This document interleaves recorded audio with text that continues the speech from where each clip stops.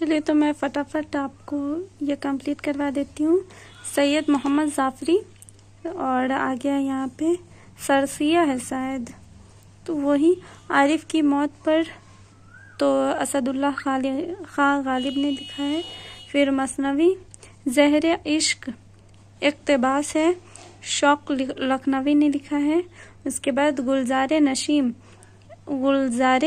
नसीम इक़्तिबास है, जो दया शंकर नसीम ने लिखा है।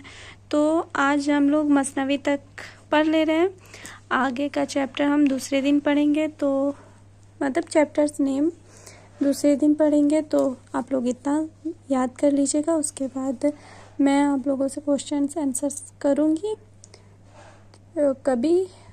हाँ, मैं आपको लिख कर दूँगी कि हाँ इनका नाम क्या है, इनका नाम क्या है, तो आप लोग उसमें कमेंट करके सही बता देना।